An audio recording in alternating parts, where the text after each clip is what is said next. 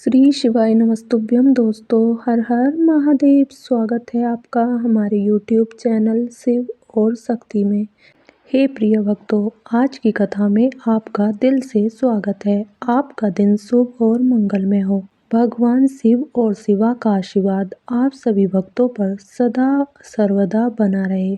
तो चलिए सुनते हैं फाल्गुन मास में शिव महापुराण कथा का अध्याय 21। हे प्रिय भक्तों, ब्रह्मा जी बोले, नारद, इस प्रकार देवताओं और दानवों में बड़ा विनाशकारी युद्ध होने लगा। तारकासुर ने अपनी विशेष शक्ति चलाकर इंद्रदेव को घायल कर दिया। इसी प्रकार दानवों की सेना के वीर और बलवान राक्षसों ने देवताओं की सेना को बहुत नुकसान पहुंचाया। उन्होंने कई लोकपालों को युद्ध में हरा दिया और देवगणों को मार मार कर भगाने लगे। असुर सैनिकों को देवताओं पर हावी होते देखकर असुर खुशी में झूम उठे और भयंकर गर्जना करने लगे। तब देवताओं की ओर से लड़ रहे वीरभद्र क्रोधित होकर तारकासुर के निकट पहुँचे। असुरों ने वीरभद्र को चारों ओर से घेर लिया। उन्होंने परस्पर पाश, खड्ग, फरसा और पट्टिस आदि आयुधों का प्रयोग किया। देवता और असुर आपस में गुत्थम गुत्था होकर लड़ने लगे। तभी देवताओं की ओर से वीरभद्र तारकासुर से लड़ने लगे। वीरभद्र ने पूरी शक्ति से तारकासुर पर आक्रमण किया, उसको त्रिशूल के प्रहार से घायल कर दिया। घायल होकर तारक जमीन पर गिर पड़ा, परंतु अगले ही पल उसने स्वयं को संभाल लिया और पुनः खड़े होकर वीरभद्र से युद्ध करने लगा। महाकौतुकी तारक ने भीषण मार से वीरभद्र को घायल करके वहां से भगा दिया। तत्पश्चात उसने वहां युद्ध कर रहे देवताओं को अपने क्रोध का निशाना बनाया। तारक देवताओं पर अपने बाणों की बरसात करने लगा। तारकासुर के इस अनायास बाणों की वर्षा से देवता भयभीत हो गए। तब स्वयं श्री हरि विष्णु तारकासुर से लड़ने के लिए आगे आए। श्री हरि ने गदा से तारकासुर पर ज्यों ही प्रहार किया, उसने विचित्र बाण मारकर उसके 2 टुकड़े कर दिए। तब क्रोधित होकर विष्णु जी ने सारक धनुष उठाया और तारक को मारने के लिए बढ़े। तभी तारक ने प्रहार करके उन्हें गिरा दिया तो श्री विष्णु ने गुस्से से सुदर्शन चक्र चला दिया। नारद, तब मैंने कुमार कार्तिकेय के पास जाकर उनसे कहा कि मेरे दिए हुए वरदान के अनुसार तारकासुर का वध आपके श्री हाथों से ही होगा, इसलिए कोई भी देवता तारक का कुछ भी नहीं बिगाड़ सकता है। यह सुनकर कार्तिकेय रथ से नीचे उतर गए और पैदल ही तारक को मारने के लिए दौड़े। उनके हाथ में उनकी शक्ति थी, जो लपटों के समान चमकती हुई उल्का की तरह लग रही थी। 6 मुख वाले कुमार कार्तिकेय को देखकर तारकासुर बोले, देवताओं, क्या यही बालक है तुम्हारा वीर पराक्रमी कुमार, जो शत्रुओं का पल में विनाश कर देता है? यह कहकर तारकासुर जोर से अट्टहास करने लगा और बोला, इस बालक के साथ तुम सभी को मार दूंगा। तुम इस बालक की मेरे हाथों हत्या करवाओगे। ऐसा बोलते हुए भयानक गर्जना करता हुआ वह कुमार कार्तिकेय की ओर पलटा और बोला कि हे बालक, ये मूर्ख देवता तो स्वयं व्यर्थ में तुझे बलि का बकरा बनाए जाते हैं, पर मैं अपना कठोर नहीं हूँ कि बिना किसी अपराध के एक मायूस बालक पर वार करूं। इसलिए जा, तू भाग जा, मैं तेरे प्राणों को छोड़ देता हूँ। देवराज इंद्र भगवान श्री हरि विष्णु की निंदा करने से तारक द्वारा कमाया गया तपस्या का सारा पुण्य नष्ट हो गया था। तभी इंद्र ने उस पर ब्रज का प्रहार किया, जिससे वह धरती पर गिर पड़ा। तब कुछ ही देर में तारकासुर पूरे उत्साह के साथ पुनः उठ खड़ा हुआ और अपने भीषण प्रहार से उसने देवराज इंद्र को घायल कर दिया और उन पर अपने पैर से प्रहार किया। यह देखकर देवता भयभीत हो गए और इधर उधर भागने लगे। तभी श्री हरि विष्णु ने इस स्थिति को संभालने के लिए तारकासुर पर अपना सुदर्शन चक्र चला दिया। चक्र ने तारकासुर को धराशायी कर दिया, परंतु तारकासुर इतना आसानी से हार मानने वाला नहीं था। वह अपनी पूरी शक्ति के साथ पुनः उठकर खड़ा हो गया। तब उसने अपनी प्रचंड शक्ति हाथ में लेकर भगवान शिव को ललकारा और उन्हें अपने भीषण प्रहार से घायल कर दिया। विष्णु जी मूर्छित होकर पृथ्वी पर गिर पड़े। वहां पर यह दृश्य देखकर सभी देवताओं में कोहराम मच गया। तब अपने प्राणों की रक्षा करने के लिए इधर उधर भागने लगे। सारी सेना तितर बितर होने लगी। यह देख वीरभद्र ने तारकासुर पर आक्रमण किया। उसने त्रिशूल उठाया और तारकासुर पर वार किया, जिससे तारकासुर भूमि पर गिर पड़ा। किंतु उसी क्षण उठकर उसने वीरभद्र को अपनी शक्ति से घायल करके मूर्छित कर दिया और जोर जोर से हंसने लगा। ब्रह्मा जी बोले, नारद, यह सब देखकर कुमार कार्तिकेय को तारकासुर पर बड़ा क्रोध आया और वे अपने पिता भगवान शिव के श्री चरणों का स्मरण कर अपने असंख्य गणों को साथ लेकर तारकासुर को मारने के लिए आगे बढ़े। यह देखकर सभी देवताओं में उत्साह की एक लहर दौड़ गई और वे प्रसन्न मन से कार्तिकेय की जय जयकार का उद्घोष करने लगे। ऋषि मुनियों ने अपनी वाणी से कुमार कार्तिकेय की स्तुति की। तत्पश्चात तारकासुर और ऋषि मुनियों ने अपनी वाणी से कुमार कार्तिकेय की स्तुति की। तत्पश्चात तारकासुर और कार्तिकेय का बड़ा भयानक दुस्सह युद्ध हुआ। दोनों परमवीर और बलशाली एक दूसरे पर भीषण प्रहार करने लगे। दोनों अनेक प्रकार के दाव पेचों का प्रयोग कर रहे थे। कार्तिकेय और तारकासुर के बीच मंत्रों से भी युद्ध हो रहा था। दोनों अपनी पूरी शक्ति और सामर्थ्य का प्रयोग एक दूसरे को मारने के लिए कर रहे थे। इस भयानक युद्ध में दोनों ही घायल हो रहे थे। युद्ध भयानक रूप लेता जा रहा था। उस भीषण युद्ध को सब देवता गंधर्व बैठकर देखने लगे। वह अद्भुत युद्ध अनायास ही सबके आकर्षण का केंद्र बन गया। हवा चलना शुरू भूल गई, सूर्य की किरणें ठहर गईं, यहाँ तक कि सभी पर्वत इस युद्ध को देखकर अत्यंत भयभीत हो उठे। वे शिव पार्वती के इस पुत्र की रक्षा करने के लिए तुरंत उधर आ गए। यह देखकर कार्तिकेय बोले, हे पर्वतों, आप कोई चिंता न करें। आज इस महापापी को मैं सबके सामने मौत के घाट उतारकर भय से मुक्ति दिलाऊंगा। जब कार्तिकेय पर्वतों से बात करने में निमग्न थे, उसी समय तारक ने अपनी शक्ति हाथ में लेकर उन पर धावा बोल दिया। उस शक्ति के प्रहार के आघात से शिवपुत्र कार्तिकेय भूमि पर गिर पड़े, परंतु अगले ही क्षण वे अपने मन में अपने माता पिता पार्वती जी व भगवान शिव को प्रणाम करके उनका आशीर्वाद लिया और अपने प्रबल शक्ति से तारकासुर की छाती पर आघात किया। उसकी चोट से तारकासुर का शरीर विदीर्ण होकर पृथ्वी पर गिर पड़ा। सबके देखते ही देखते वह महाबली असुर पल भर में ढेर हो गया। महाबली तारकासुर के मारे जाते ही चारों ओर कार्तिकेय की जय जयकार गूंज उठी। तारकासुर के वध से सभी देवता बहुत प्रसन्न थे। तब अपने महाराज तारकासुर को मरा जानकर असुरों की विशाल सेना में भयानक कोलाहल मच गया। अपने प्राणों की रक्षा करने के लिए सभी असुर इधर उधर भाग रहे थे। देवताओं ने मिलकर सभी असुरों को मार गिराया। कुछ असुर डरकर मैदान छोड़कर भाग खड़े हुए थे, तो बहुत से दैत्य और राक्षस हाथ जोड़कर कुमार कार्तिकेय की शरण में आ गए और उनसे क्षमा मांगने लगे। तब कुमार ने प्रेम पूर्वक उन्हें क्षमा कर दिया और उन दानवों को आदेश दिया कि वे संदेह के लिए पाताल में चले जाएं। इस प्रकार तारकासुर के मारे जाने पर उसकी सारी सेना पल भर में नष्ट हो गई। यह देखकर देवराज इंद्र के साथ साथ समस्त देवताओं और संसार के प्राणियों में खुशी की लहर दौड़ पड़ी। पूरा त्रिलोक आनंद में डूब गया। जैसे ही कुमार कार्तिकेय की विजय का समाचार भगवान शिव पार्वती के पास पहुंचा, वे तुरंत अपने गणों के साथ लेकर युद्ध स्थल पर पधारे। श्री पार्वती जी ने अपने प्राण प्रिय पुत्र को अपने हृदय से लगा लिया और अपनी गोद में बिठाकर बहुत देर तक उसे चूमती रहीं। तभी वहां पर पर्वतराज हिमालय भी पहुंच गए और उन्होंने अपनी पुत्री पार्वती, भगवान शिव और कार्तिकेय की स्तुति की। चारों दिशाओं में उन पर फूलों की वर्षा होने लगी। मंगल ध्वनि हर ओर गूंजने लगी। हर तरफ उनकी जय जयकार हो रही थी। देवताओं के स्वामी देवराज इंद्र ने अपने साथी देवताओं के साथ कुमार कार्तिकेय की हाथ जोड़कर स्तुति की। तत्पश्चात भगवान शिव अपनी पत्नी पार्वती को साथ लेकर शिव गणों सहित कैलाश पर्वत पर लौट गए। ब्रह्मा जी बोले, नारद, जब तारकासुर कुमार कार्तिकेय के द्वारा मारा गया, तब यह देखकर सभी देवताओं, ऋषि मुनियों सहित जन साधारण में प्रसन्नता की लहर दौड़ गई। सभी खुश थे। सभी देवताओं ने मिलकर भक्ति भाव से कार्तिकेय की स्तुति की।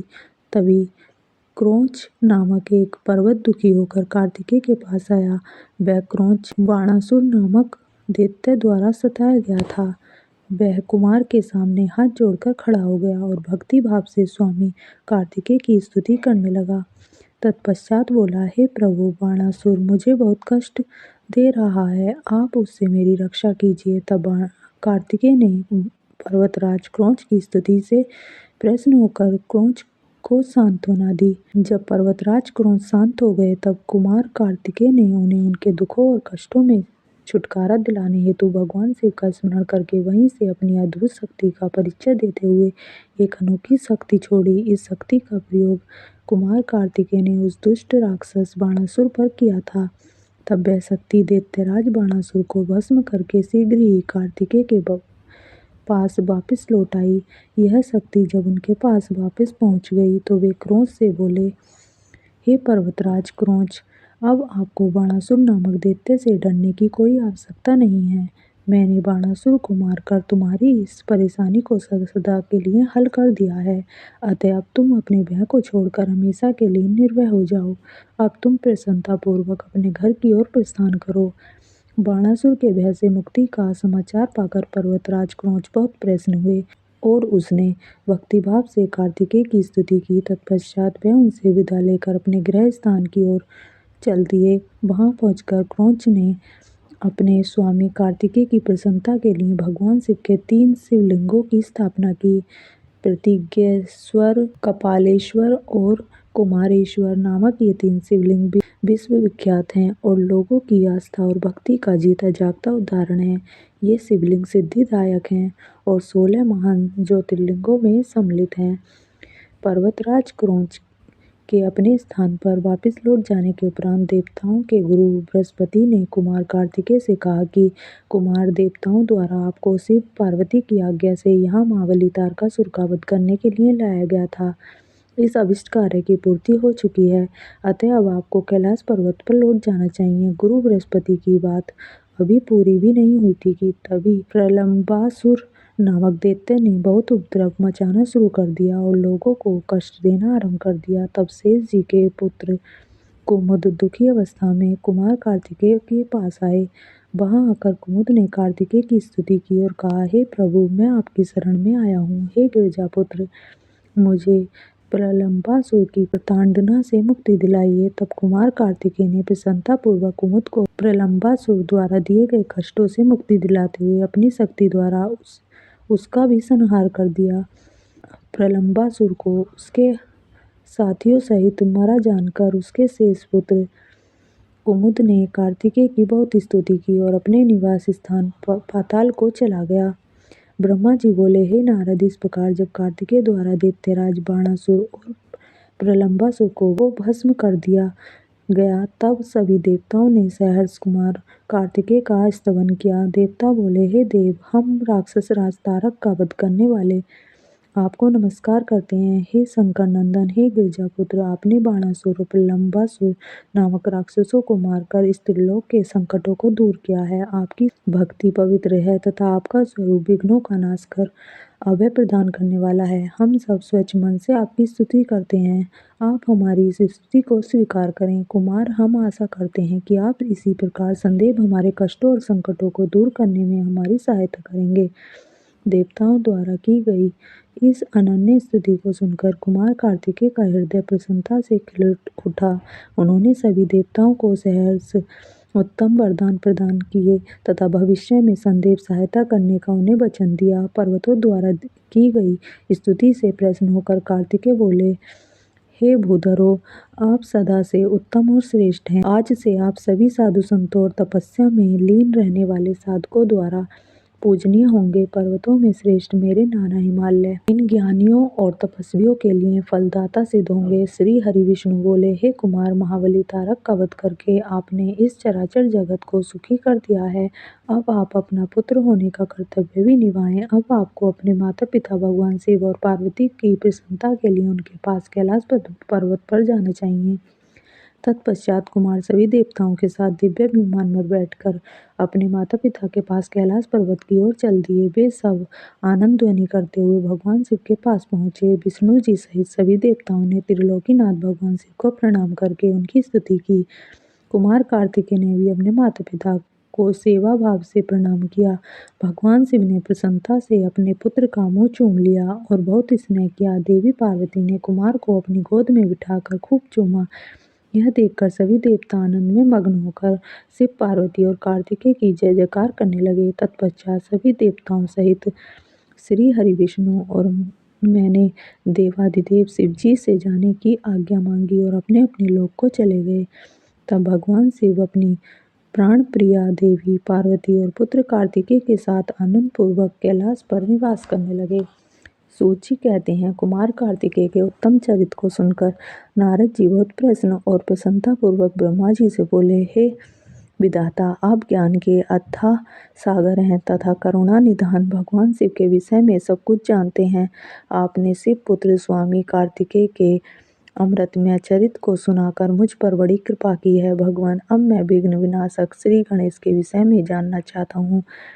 उनके दिव्य चरित्र, उनकी उत्पत्ति के विषय में सब कुछ सविस्तार बताकर मुझे कृतार्थ कीजिए। मुनि श्रेष्ठ नारद के ये उत्तम वचन सुनकर ब्रह्मा जी हर्षपूर्वक बोले, नारद, तुम गणेश उत्पत्ति की कथा सुनना चाहते हो, अतएव तुम्हारी प्रसन्नता के लिए मैं तुम्हें उनके जन्म के विषय में बताता हूँ। एक बार की बात है, देवी पार्वती की दो सखियां जया और विजया, जो सदा से ही उनके पास रहती थीं, उनके पास आईं और बोली, हे सखी, यहाँ कैलाश पर्वत पर भगवान शिव के असंख्य गण हैं। वे सदा भगवान शिव की आज्ञा का प्रसन्नता से पालन करते हैं। वे सदा भगवान शिव की आज्ञा को ही सर्वोपरि मानते हैं। इसलिए आपको भी अपने लिए किसी एक विशेष ऐसे गण की रचना करनी चाहिए जिनके लिए आपकी ही आज्ञा सर्वोच्च हो, वह किसी अन्य के सामने न झुके। अपनी सखियों की बात यद्यपि पार्वती को एक बार को अच्छी लगी, परंतु अगले ही पल वह बोली कि भला मुझ में और मेरे पति में क्या भेद है। हम दोनों एक ही हैं और सभी शिवगण मुझ में और सदाशिव में कोई अंतर नहीं समझते। वे हम दोनों की ही आज्ञाओं का सदा पालन करते हैं। पार्वती जी के ये वचन सुनकर उनकी सखियां आगे कुछ नहीं बोली और वहां से चली गईं। एक दिन की बात है, देवी पार्वती अपने कक्ष में स्नान कर रही थी। वे नंदी को द्वारपाल बनाकर द्वार पर बैठाकर गई थी। तभी कक्ष में भगवान शिव का प्रवेश हो गया, क्योंकि नंदी अपने आराध्य शिव को अंदर आने से रोक न पाए। देवी पार्वती को उस समय बड़ी लज्जा महसूस हुई। इस घटना के उपरांत पार्वती को अपनी सखियों द्वारा दिए गए सुझाव का स्मरण हुआ। तब उन्होंने सोचा कि मेरा भी कोई ऐसा सेवक होना चाहिए जो कार्यकुशल हो और मेरी आज्ञा का संदेह पालन करे, अपने कर्तव्य से कभी भी विचलित न हो। ऐसा विचार करके उन्होंने अपने शरीर के मैल से शुभ लक्षणों से युक्त उत्तम बालक की रचना की। वह बालक शोभा संपन्न, महाबली, पराक्रमी और सुंदर था। पार्वती जी ने उसे सुंदर वस्त्र और आभूषणों से भूषित करके उसे अनेक आशीर्वाद दिए। पार्वती ने कहा कि तुम मेरे पुत्र हो, तुम्हारा नाम गणेश है। पार्वती जी के ये वचन सुनकर वह तेजस्वी बालक गणेश बोला, हे माता, हे जननी, आज आपने मुझे इस जगत में उत्पन्न किया है। आज से मैं आपका पुत्र हूँ। मैं आपको बारंबार नमस्कार करता हूँ। मेरे लिए अब क्या कार्य है बताइए, मैं उसे अवश्य पूरा करूँगा। तब देवी पार्वती बोली, हे पुत्र गणेश, आज से तुम मेरे द्वारपाल बन जाओ। मेरी यह आज्ञा है कि मेरे महल में कोई मेरी अनुमति के बिना प्रविष्ट न हो। कोई कितना भी हठ क्यों न करे, तुम उसे अंदर नहीं आने देना। यह कहकर पार्वती ने एक छड़ी गणेश के हाथ में पकड़ा दी और प्रेम पूर्वक उनका मुख चूमकर अंदर स्नान करने के लिए चली गईं। गणेश सजगता से हाथ में छड़ी लेकर महल के द्वार पर पहरा देने लगे। उसी समय भगवान शिव देवी पार्वती से मिलने की इच्छा लेकर महल में आ गए।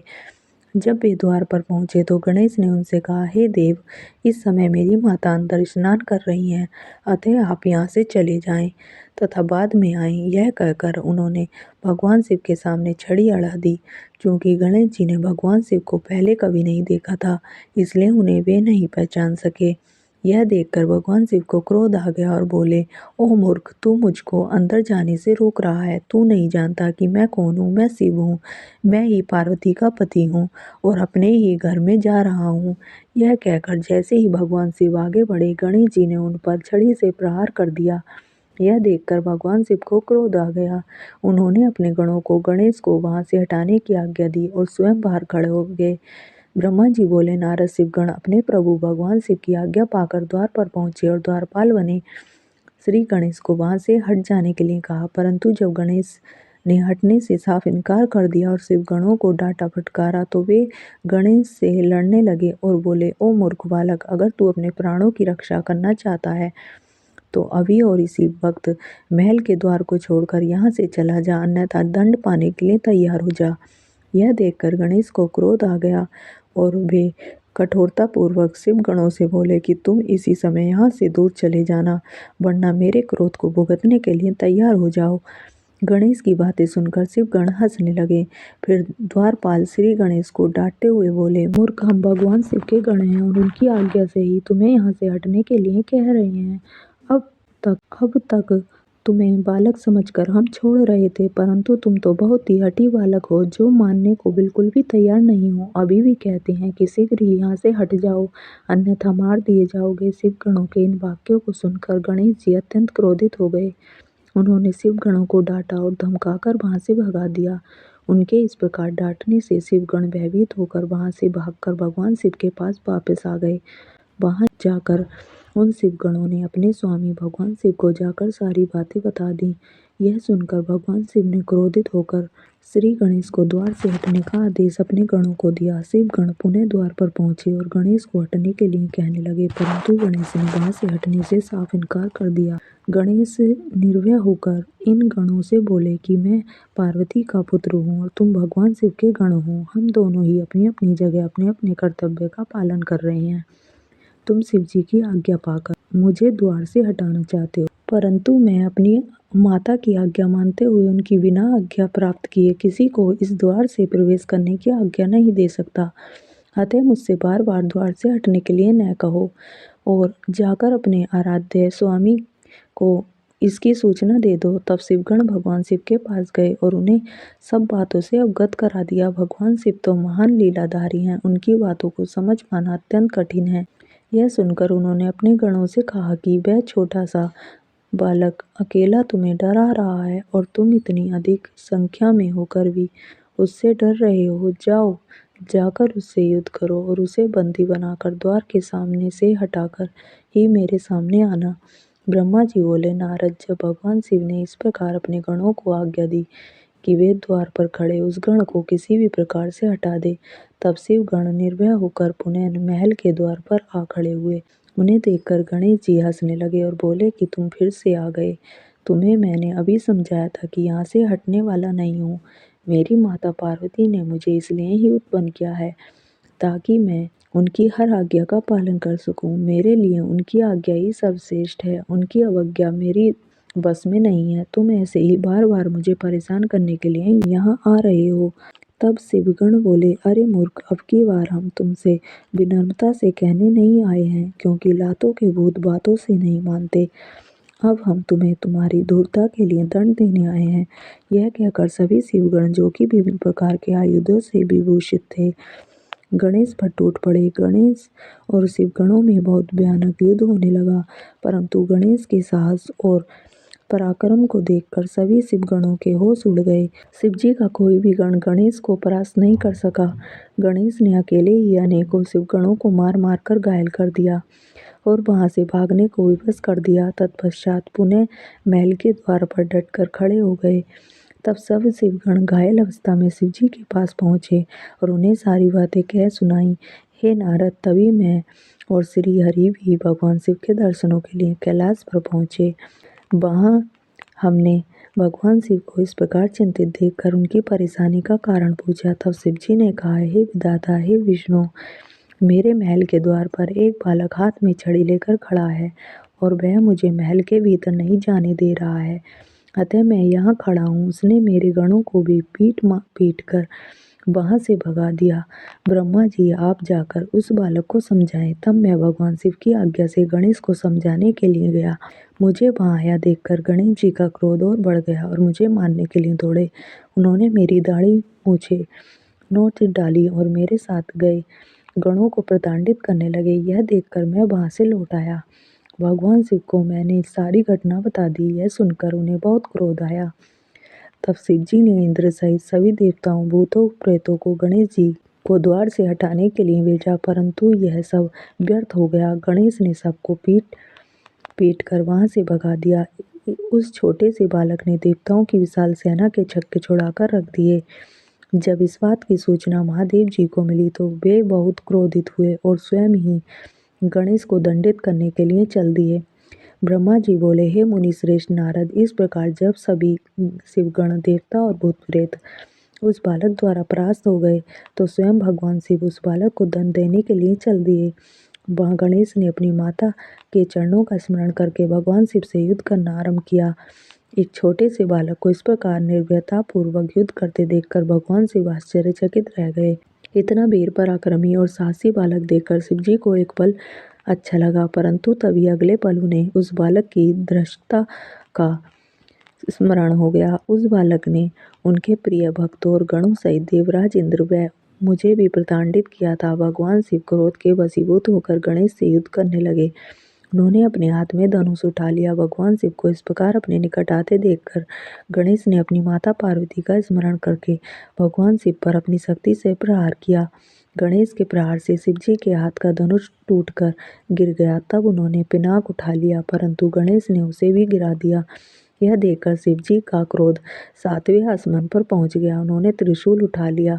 अब तो गणेश और त्रिलोकीनाथ भगवान शिव के बीच अत्यंत भयंकर युद्ध छिड़ गया। भगवान शिव तो सर्वईश्वर हैं, सब देवताओं में श्रेष्ठ और लीलाधारी हैं। उनकी माया को समझ पाना हर किसी के बस की बात नहीं है।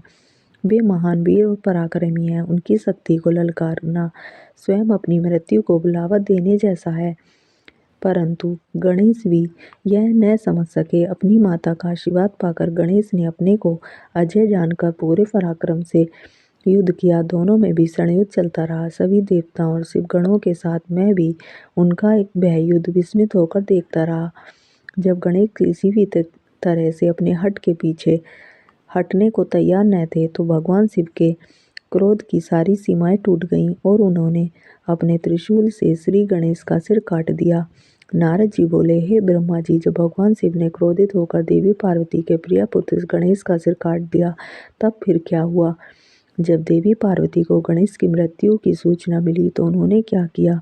भगवान मुझ पर कृपा कर मुझे आगे के वृत्तांत के बारे में बताइए। नारद जी के इस प्रकार प्रश्न करने पर ब्रह्मा जी मुस्कुराए और बोले, नारद, जैसे ही भगवान शिव ने क्रोधवश उस बालक का सिर काटकर उसे मौत के घाट उतारा, वैसे ही वहाँ खड़े सभी शिवगणों की प्रसन्नता देखते ही बनती थी। उन सभी ने खुश होकर गाजे बाजे बजाए और वहाँ बहुत बड़ा उत्सव होने लगा। सब मस्त होकर नाचने लगे। भगवान शिव की चारों ओर जय जयकार होने लगी। दूसरी ओर जब पार्वती स्नान कर चुकी तो उन्होंने अपनी सखी को बाहर भेजा कि वह गणेश को अंदर बुला ले, और जब वह बाहर गई तो उसने वहाँ का जो हाल देखा उसे देखकर भयभीत हो गई। गणेश का सिर कटा हुआ अलग पड़ा था और धड़ अलग। सब देवता और शिवगण प्रसन्न होकर नृत्य कर रहे थे। यह दृश्य देखकर पार्वती की वह सखी भागी भागी भीतर गई और जाकर पार्वती को इन सब बातों से अवगत कराया। अपने पुत्र गणेश की मृत्यु का समाचार पाते ही देवी पार्वती अत्यंत क्रोधित हो गई। उन्होंने रोना आरंभ कर दिया। रोते बिलखते वह कहती, हाय मैं क्या करूं, कहाँ जाऊं, मैं तो अपने पुत्र की रक्षा भी न कर सकी। सब देवताओं और शिवगणों ने मिलकर मेरे प्यारे पुत्र को मौत के घाट उतार दिया। अब मैं भी अपने पुत्र का संहार करने वालों का विनाश करके रहूंगी। मैं प्रलय मचा दूंगी। यह कहकर उन्होंने 100,000 शक्तियों की रचना कर दी और देखते ही देखते वहाँ माँ जगदम्बा की विशाल सेना इकट्ठी हो गई। वे शक्तियाँ प्रकट होते ही हाथ जोड़कर पार्वती का प्रणाम करते हुए बोली, हे माता, हे देवी, हम सबको इस प्रकार प्रकट करने का क्या कारण है? हमें आज्ञा दीजिए कि हम क्या करें। तब क्रोध से तमतमाती देवी पार्वती बोली, तुम सब जाकर मेरे पुत्र का वध करने वालों का नाश कर दो। तुम देव सेना में प्रलय मचा दो। आज्ञा पाते ही देवी पार्वती की वह शक्तिशाली सेना वहां से चली गई। बाहर जाकर उसने देवताओं और शिवगणों पर आक्रमण कर दिया। वे क्रोधित देवियां किन्हीं देवताओं को पकड़ पकड़ कर अपने मुंह में डाल लेती तो किसी पर शस्त्रों का प्रहार करती। इस प्रकार उन्होंने वहाँ बहुत आतंक मचाया। वहाँ चारों ओर त्राही त्राही मच गई। लोग अपनी जान बचाने के लिए जहाँ तहाँ भागने लगे। यह नज़ारा देखकर भगवान शिव, मैं और शिवहरि श्री हरि विष्णु बहुत चिंतित हुए। हमने सोचा कि अगर हम देवीय शक्तियों को न रोका गया तो पल भर में ही देवताओं की समाप्ति हो जाएगी। इस धरा पर प्रलय आ जाएगी। सब सोचने लगे कि इस विनाश लीला को कैसे रोका जा सकता है। नारद उसी समय तुम आकर कहने लगे कि इस संहार को देवी पार्वती ही रोक सकती हैं। इसके लिए आवश्यक है कि उनकी स्तुति करके उन्हें प्रसन्न किया जाए और किसी भी तरह उनके क्रोध को शांत किया जाए। सभी देवताओं को तुम्हारा यह विचार बहुत पसंद आया, परंतु देवी पार्वती के गुस्से से सभी घबरा रहे थे। उनके सामने जाने का साहस किसी में भी नहीं था। सबने तुम्हें आगे कर दिया। हम सब महल के भीतर पार्वती के पास गए। सब देवता मिलकर देवी की स्तुति करने लगे और बोले, हे जगदम्बे, हे चंडिके, हम सब आपको प्रणाम करते हैं। आप आदि शक्ति हैं, आप परम शक्तिशाली हैं। आपने ही इस जगत की रचना की है। आप ही प्रकृति हैं। आप प्रसन्न होने पर मनोवांछित फलों को देती हैं, इसलिए क्रोधित होने पर सब कुछ छीन लेती हैं। हे देवी, हम सब अपने अपराध के लिए आपसे क्षमा याचना करते हैं। हम सबके अपराध को क्षमा कर दो और अपने क्रोध को शांत करो। हे महामाई, हम तुम्हारे चरणों में अपना शीश झुकाते हैं। हे माता, हम पर अपनी कृपा दृष्टि करो। हे परमेश्वरी, सब कुछ भूलकर प्रसन्न हो जाओ और भयानक रक्तपात को रोक दो। इस प्रकार देवताओं की स्तुति सुनकर देवी चुप हो गई। कुछ समय सोचकर बोली, हे देवताओं, वैसे तो तुम्हारा अपराध सर्वथा अक्षम्य है, फिर भी तुम्हारी इस क्षमा याचना को मैं सिर्फ एक शर्त पर स्वीकार कर सकती हूँ। यदि मेरा पुत्र गणेश पहले की बात ही जीवित हो जाए तो मैं तुम सबको क्षमा कर दूंगी। यह सुनकर सब देवता चुप हो गए, क्योंकि यह तो असंभव कार्य था। फिर सभी देवता हाथ जोड़कर करुण अवस्था में भगवान शिव के सामने खड़े हो गए और बोले, भगवान, अब आप ही हमारी रक्षा कर सकते हैं। जिस प्रकार आपने गणेश का सिर काटकर उसे मारा है, उसी प्रकार अब उसे जीवित कर दीजिए। देवताओं को प्रार्थना सुनकर भगवान शिव बोले कि देवताओं, तुम परेशान मत हो, मैं वही कार्य करूँगा जिससे तुम्हारा मंगल हो। भगवान शिव ने देवताओं को आदेश दिया कि उत्तर दिशा में जाएं और जो भी पहला प्राणी उसका सिर काट कर ले आएं। जब उसका सिर हम गणेश के धड़ से जोड़कर उसे जीवित कर देंगे। देवता उत्तर दिशा की ओर चल दिए। वहाँ सर्वप्रथम उन्हें एक दांत वाला हाथी मिला। वे उसका सिर काट कर ले आए। वहाँ महल के द्वार पर वापस आकर उन्होंने गणेश के धड़ को धो पोंछ कर साफ किया और उसकी पूजा की। तब उसमें हाथी का सिर लगा दिया। तत्पश्चात श्री हरि विष्णु ने भगवान शिव के चरणों का ध्यान करते हुए मंत्रों से अभिमंत्रित जल गणेश के मृत शरीर पर छिड़का। जल के छींटे पड़ते ही भगवान शिव की कृपा से वह बालक ऐसे उठ खड़ा हुआ जैसे अभी अभी नींद से जागा हो। वह बालक अब हाथी का मुख लग जाने से गजमुखी हो गया था, परंतु फिर भी बहुत सुंदर और दिव्य लग रहा था। रक्त वर्ण का वह बालक अद्भुत शोभा से आलोकित हो रहा था। जब भगवान शिव की कृपा से पार्वती पुत्र गणेश जीवित हो गया तो सभी देवता और शिवगण अत्यंत प्रसन्न होकर नृत्य करने लगे। उनका सारा दुख पल भर में ही दूर हो गया। देवी पार्वती अपने प्रिय पुत्र गणेश को जीवित देखकर बहुत प्रसन्न हुई। उनका क्रोध भी शांत हो गया था। हे प्रिय भक्तों, कैसी लगी आपको आज की वीडियो? अगर वीडियो पसंद आई हो तो वीडियो को लाइक करें, चैनल को सब्सक्राइब करें और कमेंट बॉक्स में हर हर महादेव अवश्य लिखें। धन्यवाद।